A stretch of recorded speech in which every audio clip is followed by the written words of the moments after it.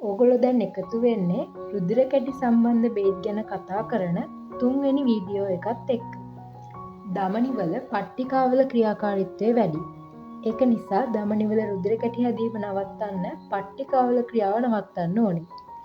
එහෙම කරන බේත් වලට කියනවා ඇන්ටිප්ලේට්ලට් ඩ්‍රග්ස් කියලා.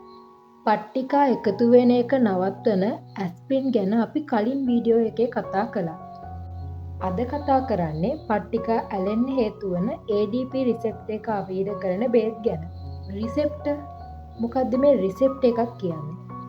රුධිර නාලයක් තුවාල වුණාම එතනින් ADP හැදෙනවා.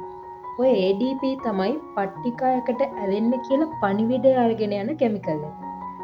ඔය පණිවිඩේ රුධිරය එක්ක ඇඟ පුරාම යනවා. පට්ටිකාව ඔය පණිවිඩය ගන්න නම් ඒ කෙමිකල් එක අල්ලගන්න පුළුවන් ව්‍යුහයක් තියෙන්න ඕනේ. ඔන්න ඔය අල්ලගන්න පුළුවන් ව්‍යුහය තමයි රිසෙප්ටර් එකක් කියන්නේ.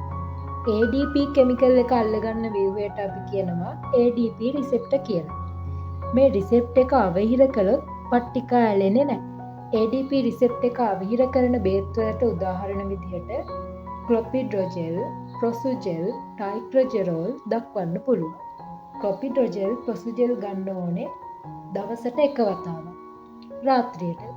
ක්ලොපිඩ්‍රොජෙල්, ප්‍රොසුජෙල් වල කෙමිකල් එක වැඩ කරන්නේ ලිවර් එකෙන්. ඒ කියන්නේ අක්මාවෙන් කැඩුනට පස්සේ. ඒ නිසා ඒවා ප්‍රෝඩ්‍රග් කියලා හඳුන්වනවා.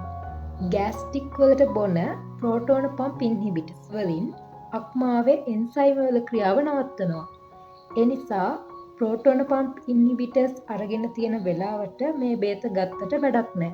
මොකද අක්මාවේ එන්සයිමේ නවත්තන හින්දා අක්මාවෙන් කැඩෙන්නේ නැති හින්දා මේ බේත වැඩ කරන්නේ නැහැ. ඒ නිසා ක්ලොපිඩොජෙල්, ප්‍රොසුජෙල් එක්ක ප්‍රෝටෝන පම්ප් ඉන්හිබිටර්ස් ගන්න එපා. ප්‍රෝටෝන පම්ප් ඉන්හිබිටර්ස් කියන්නේ මොනවද කියලා මම කලින් වීඩියෝ වල කතා කළා. මම ඒ වීඩියෝ එකේ ලින්ක් එක ඩිස්ක්‍රිප්ෂන් ඒරියා එකේ දාලා තියනවා. ඊළඟ උදාහරණය ටයිට්‍රොජෙරෝල්. ඒක දවසකට දෙවරක් ගන්න ඕනේ.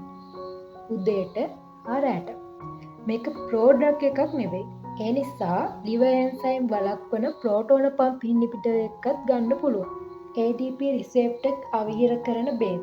ඒ කියන්නේ ADP ඇන්ටගොනිස්ට් වලින් එන්න පුළුවන් අතුරු ආබාධ සයිඩ් ඉෆෙක්ට් විදිහට GI ඩිස්කම්ෆෝර්ට්, ඒ කියන්නේ ආහාර මාර්ගය ආශ්‍රිත අපහසුතා, බ්ලීඩින්, එක දිගටම රුධිරය ගලා යාම, ස්කින් රියැක්ෂන් වගේ දේවල් වෙන්න පුළුවන්. ඔන්න එහෙනම් අදට නවතිනවා. මේ වගේ තවත් වීඩියෝ එකකින් අපි නැවත හමු වෙමු.